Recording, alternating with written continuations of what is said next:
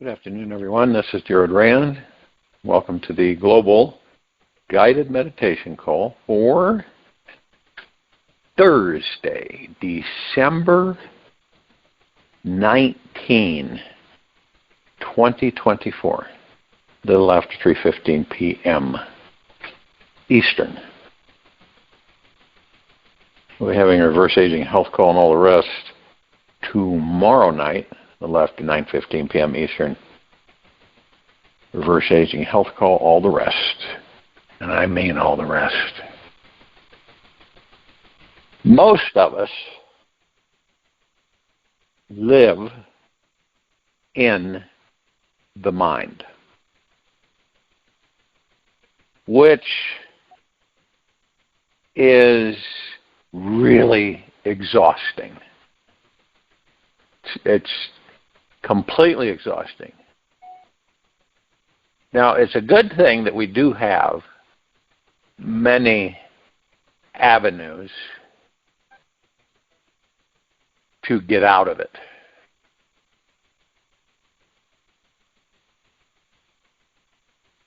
Because we have each of these thoughts slamming into us at a highly accelerated rate. You may notice that you have the choice to react to them or just watch them sail on by. And by reacting to all of the crazy mind chatter, we end up getting thrown back into the tornado of life. That's how it happens. Most of us don't know how to leave the mind alone. So it's like this huge vacuum that pulls us and throws us back into this life, this tornado of life. Now, let's say that you choose instead, you say, I'm going to sit back from the mind. I'm going to sit back from my mind. I'm going to become the observer. You will discover that you can create a comfortable distance from every thought that passes by. That's where you want to be. Finding this observer in you is where you become the master of the winds of your psyche. And you set the intention right now to recognize the personal nature of your typical storm.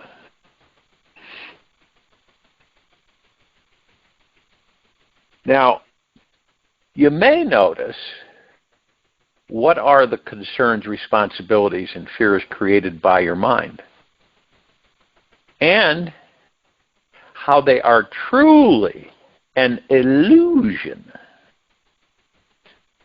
There is really nothing that has to be done. We are all connected with existence, and that is enough. We don't have to do anything or be someone special to continue to exist. Our mind may believe that something important needs to get done, or else you'll die. Yet this is the type of fear-based thinking that creates those 300-mile-an-hour winds and a huge hurricane lifestyle. And the real truth is that all of us are complete, whole, truly perfect, exactly as we are now in this very moment. We do not have to do a thing to be perfect. We were birthed divine. No matter what happens in this chaotic outer world, our divine inner nature will always remain untouched, undamaged, and complete. Now, try this a little bit of experiment. For the next 24 hours, believe this and see what happens. Not superficially. Believe it deep within you. That you were birthed divine, and no matter what happens in this chaotic outer world, your divine inner nature will always remain untouched, undamaged, and complete. We do not have to suffer in this storm. We can find the oasis of calm that lies at the middle of each moment. In other words, the now. The secret is to learn how to quiet the mind and reconnect with your divine nature. The easiest way to do this is to remain present to what is. This can be mastered through learning meditation. The more you meditate, the more you realize that you are not your mind and that you are infinite and untouched by any words, winds blowing around you. Practicing meditation means simply sitting in silence, watching the crazy mind chatter as it comes and goes. It is like sitting and watching the distant clouds move across the peaceful blue sky background. Have you ever done that? Just kind of watch the clouds go by? Our true eternal essence is the blue sky, and our thoughts are the clouds. And the more we observe these thoughts without buying into them or getting caught up in them, the more we detach and find this vast, infinite stillness inside of us.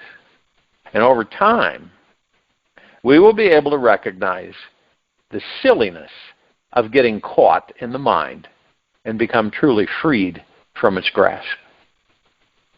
It will be a glorious day when we remain centered no matter what crazy storm is brewing around us. Now, some people, they go, oh, I'll try meditating. And for some reason, it just hasn't worked for them. Then they try a different way of meditating. So you slow down whatever action you're doing and be more present to the experience. It's like I said, you can do so many different forms of meditation. It's endless. But you choose, see. It's all about you. It's up to you. And you choose a way that fits with you. This is why in these meditations that I've been doing, you find a comfortable space. You have no outside interference, and you relax into the body. And you focus on your breath rising and falling. That's it. That's all you do. And we all know that when you focus on your breath rising and falling, our breath is super powerful. We take it for granted every day.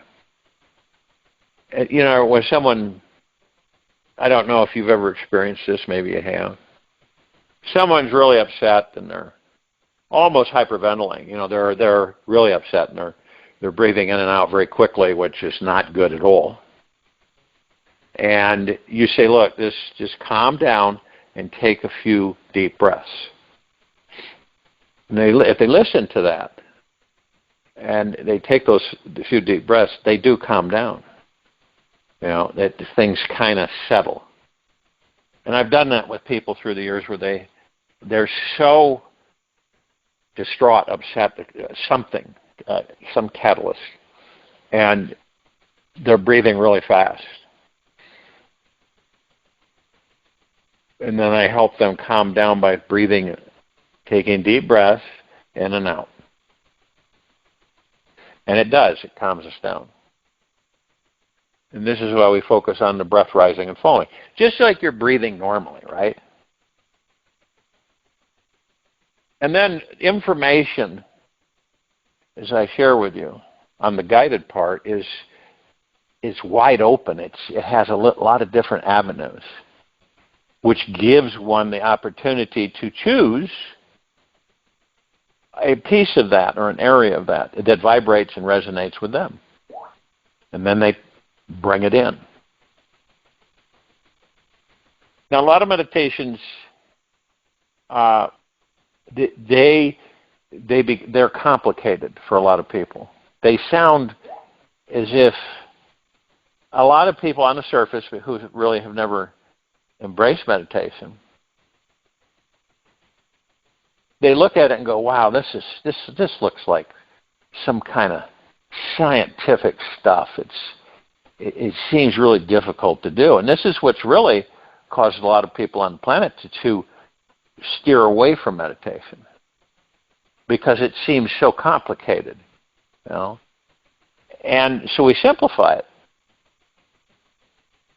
And then people start learning that there's not just one way, okay? There's many different ways.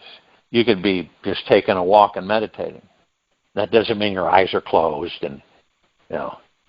But you go into that zone, if you will, that space where you're just in the now. You just focused on the now, moment to moment. You could be walking, you could be doing something, okay, that you're focused on. But you're focused on the now of what you're doing. You're not focused, okay, so you're doing something and you look over here and you want to grab something while you're doing something. You know what I mean? And a lot of times it gets messed up. So you just focus on the moment, moment to moment. Now, I'm not saying that is a piece of cake for a lot of people, because we form these habits and we get into this rush life. We do. We're in this rush, this hurry energy, this energetic field of hurry, rush, get it done, get it done, get it done. And it's easy to get pulled into that. And that's the storm of the life that we have. And the opposite is what we should be practicing, we choose to, is to basically lay away, kick back from the mind and the ego, and just watch it. And the way you do that is through meditation, which is what? You sit quietly and you listen. This is how you leave the mind alone. Mind and ego's there, but you leave it alone so you don't engage it. It's because you remember that you're not the mind, you're not the ego, you're behind it all. See, you're watching it all. You're watching the body, you're watching the ego mind, you're watching heart mind, you're watching it all. You're not, you look at the ego mind as a teacher that shows you how to master it. The reason we talk so much about the ego mind and the heart mind is because that's the nucleus, that's the core of discovery for this civilization and for many others. To discover for yourself and then begin to practice it, that's it right there. You choose to practice it. You've probably had courses, you've done this, you've taken training, and all kinds of things in this life. And some of it's real boring, and you're not motivated to embrace it. So you just kind of, you do it, and then you just leave it. And this is an opposite. We're doing the opposite of what we've been taught to do in many ways. We sit in the middle of a storm. The storm is life, okay? And so we watch everything. And we see it all, but we know we're right in peace. We're not engaged with the mind or the ego. Once we get engaged with it, it becomes our master. Until we master it, we stay away from it. We don't engage the mind and the ego. Now, of course, the mind and ego, you have to be careful, because it will, if it detects that you're doing that, it will try everything it can to pull you back into the storm. It will. It will. All of us. None of us are exempt from it. It may be very subtle.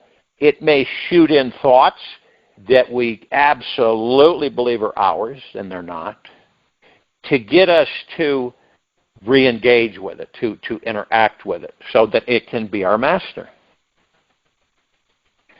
It's a great teacher for us. And step by step we practice. In the meditation where we say to ourselves, I'm going to watch. I'm going to put my feet up and I'm going to watch things. I'm not going to judge them. I have no interest in judging them. That is just expended energy that is wasted. And I'm going to watch it. I'll watch the ego mind. Watch how it operates. This is the only way we will learn how to master it. It's the same with our thoughts. See, as you've heard me say many times, thoughts are just things. They have no power. Zero. They're just thoughts. That's all they are. And then when you identify with a thought and you say, that's not my thought, and I'm just going to let it pass on by. Right? Then some thoughts will come in and it kind of sets you back and go, where the heck did that thought come from? Didn't come from you. I guarantee you that. It did not come from you. It came into you, but it didn't come from you. See, when you most of the time, we are not aware of what we're thinking. I know that might sound strange, but it's true. What we really are doing is we're focused on material physical world. And we have all these thoughts that we're shooting out that we aren't aware of that we're shooting them out. So we are not mindful of our thoughts. And none of us are. Until we start saying, wait a minute, I'm going to step outside of this and watch, and then I'm going to practice, I'll send a thought out to the universe, specific, and then leave it alone. I'll send the thought out to the universe, and I just would leave it alone.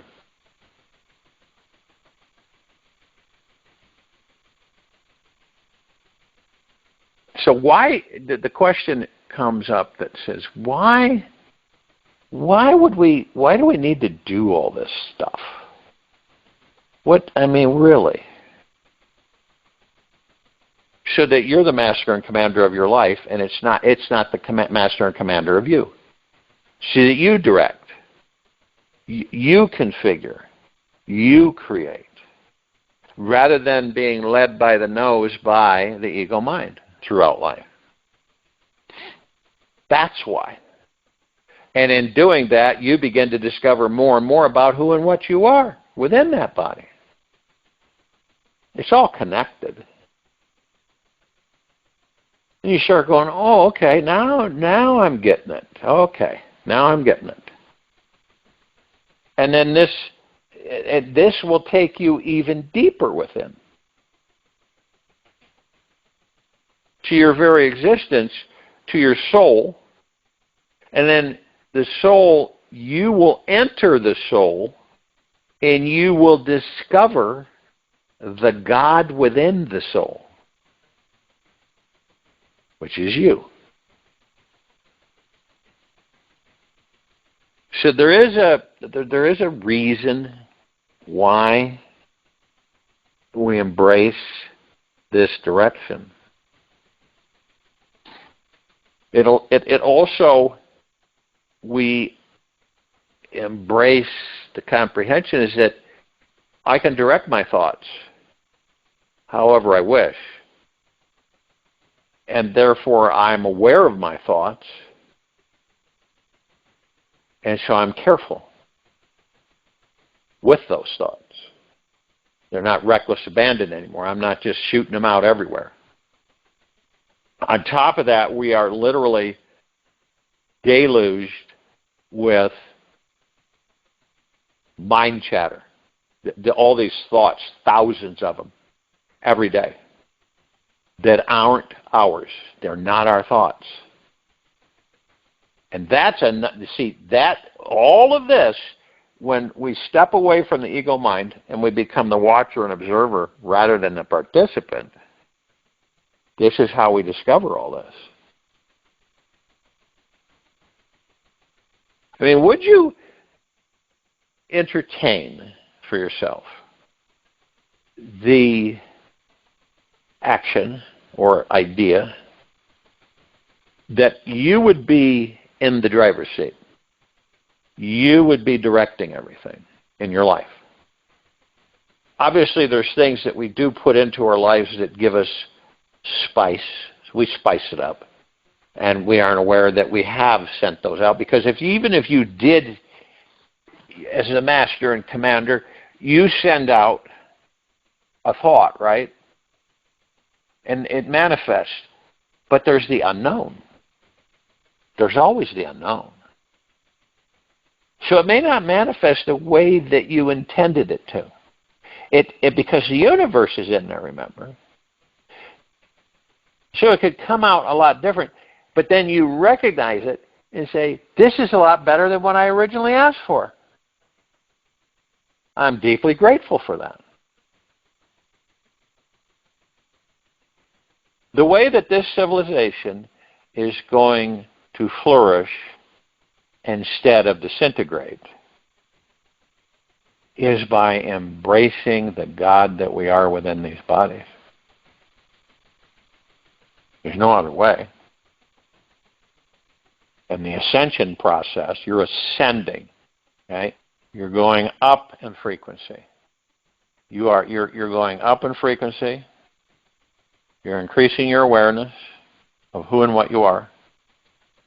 And those frequencies continue to expand and intensify and grow, which means it affects everything around you on a continual basis. So it's a cascading effect, kind of a waterfall effect. And it spreads throughout the civilization. So the more of us that choose on our own to do this, to embrace this, will affect millions of others. And it may not, I'm not saying that it would be like a big splash and they're, diving right in, but it affects them. And any high vibrational frequency affects anything around it. Just like a low vibrational frequency affects everything around it. Our direction is to increase the vibrational frequencies of everything around us. We increase it within us, it will affect everything outside of us. And by doing that, it affects us and our awareness. It increases our awareness. It also reinforces the fact that we stay out of the mind and the ego. We have no interest in it. See? Now that we know it, now that we know it's there, we have no interest in entertaining it anymore. You see what I mean? When you really think about it, it isn't an enemy, it's a great teacher, but we've done that so long. And we've never been aware most of the time that it exists, that it's there and its purpose. So it leads us through every lifetime, guides us and directs us. Now, if you look at that cartoon character, I use that, the Tasmanian Devil. You've probably seen it on the cartoons. Would you want something like that leading and guiding you? I don't think so. I don't think so. I don't believe so. That's kind of like the ego mind, okay? And this is all about us discovering all of this. This whole ball of wax is about us discovering deeply, eternally, and completely exactly who and what we are in these bodies. Because when you do that, you have mastered your thoughts, you have mastered the ego mind, and you reside in the heart mind. So you are completely free. You're not concerned about what others say about you or do with you or anything in this society. It doesn't register at all. This isn't an arrogant thing. In the ego mind, that would be arrogant. But in heart mind, it is just a comprehension that you're just not interested. You're not interested in engaging in the storm. At one time, we all just loved the storm, life, and we've figured it out that we can enjoy life immensely. And we don't have to be led or guided by the ego mind in life. And we design form just like an expert tailor. We design our life the way we want it. Doesn't that make sense, though? And there's some things that we leave as unknowns to challenge us. But in direct as I can be, we guide ourselves, we direct, we create, we tailor, we form, we make, whether you know it and you comprehend it or you're totally oblivious to it. All of us are on the same path, and we're never knocked off the path, and we never screw up our lives, and that's the truth. We don't. And the reason that is because we are divine perfection in these bodies. We are. And then one might say, well, then why isn't this and why isn't that? And how come all the confusion? And how come all this stuff, right?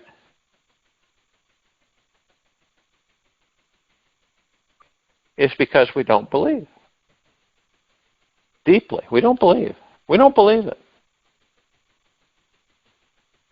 And then when we eventually start embracing it, a little bit at a time, it starts to let us know, yeah, this is the real deal. This isn't some made-up stuff. This is the real deal. And look how much better it feels.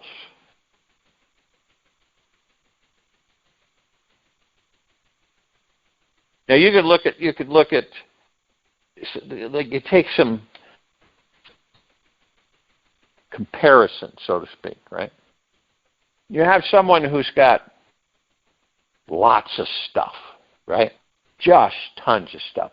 Big, huge, 20,000 square foot house, helicopter, cars, all kinds of stuff. Money. Yet they're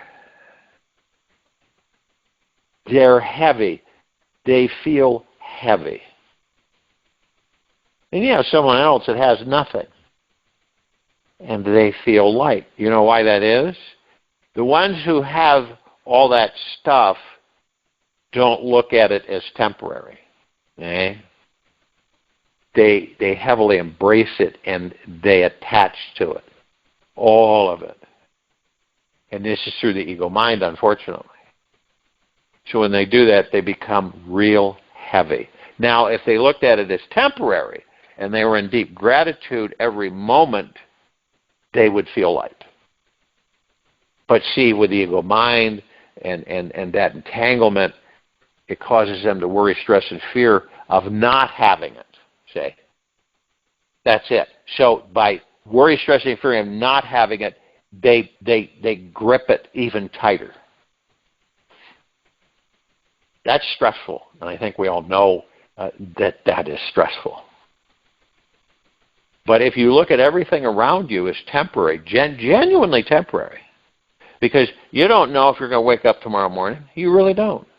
And all that stuff, you leave the body, it stays.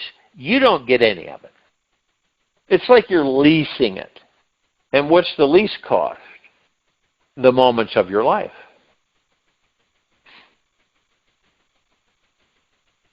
And this all goes back to what?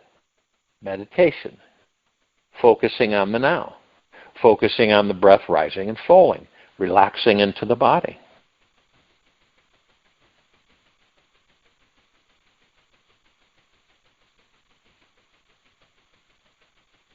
And what that does is that, and leaving the ego mind alone, it frees us. We go into peace. Not turmoil. Not stress and anxiety. Not this turbo storm. Maybe you've met people that are kind of give that energy out. It's calming to hear their voice. It's calming for you. You relax. You let go of the muddledness that you've embraced, whatever it may be. something happening in your life, something taking place, and you let go. And when you let go, you feel this wonderful, it's a deep, blissful experience. It usually starts, it'll either start from your cervical spine, so the back of your head, right, just above the neck, and it'll go all the way down your spine. Okay? Now, whenever you have that, you savor it, you embrace it. You don't use, there's no other way to use it. You savor it and embrace it. You pull it in. Because you don't know how long it's going to last. Some people call it the kundalini. Okay? And you could even go higher than that to the samadhi. And this is a blissful feeling of peace, release, existing in pure silence and pure gratitude and bliss. And it's random at times for some people. They don't know what it is. Isn't that amazing? They don't know what it is, but they get this feeling. They could be driving, they could be walking, they could be just sitting.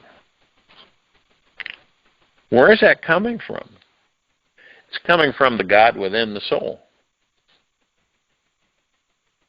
How would you like to feel that way all the time? Because that's our natural state of being.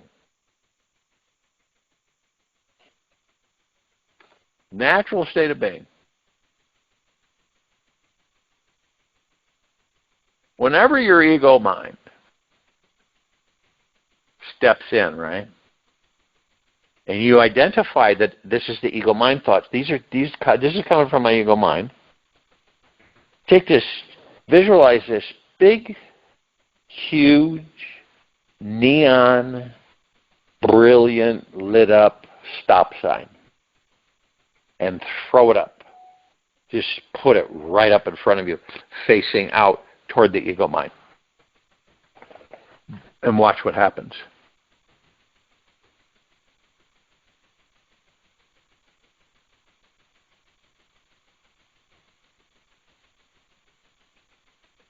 One of the biggest empowering beliefs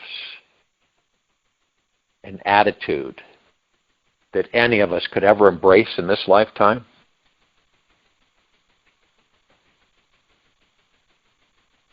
is the gratitude.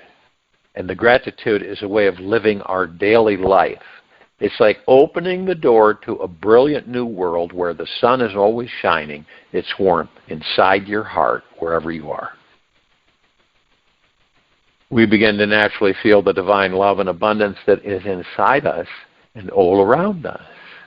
A heart that is brimming with gratitude does not allow the mind to be cluttered with ideas, opinions, and attachments to desires. It knows itself as the source of love itself. When you have trouble staying in touch with your heart's natural, grateful connection, you may have let your mind or an inner judge attempt to squash this flame of love. And the fire is not dead by any means. It just needs a little stirring. The heart that is forever thankful always breaks free from the ego's contracted thought patterns. Its natural warmth is always able to receive and give love freely. And gratitude is one of the most enlightening, light experiences that any one of us can access at any time. We will always feel lighter and less burdened by the end of the day when you live in gratitude. When you practice directing this appreciation toward yourself, others in this world, there is a natural de-armoring process that happens. And you start each day with shedding that protective armor around your heart, opening your heart to this divine feeling of appreciating everything. And anytime you are not feeling gratitude, simply refocus on what you like, what you love, or what you appreciate about a situation. It's that simple. It is always within your reach. It is just a question of your focus and reining in your mind. I'll join you in meditation. I'll return to close us out.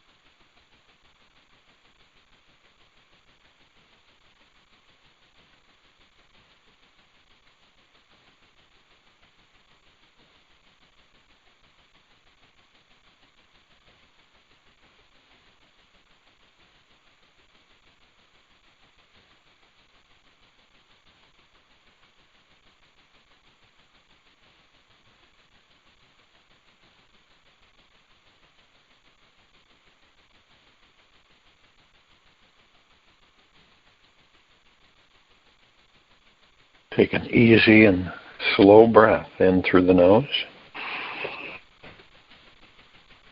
And an easy and slow breath out from the mouth. Remain still, relaxed into your body, focused on the breath rising and falling. You want to know who you really are?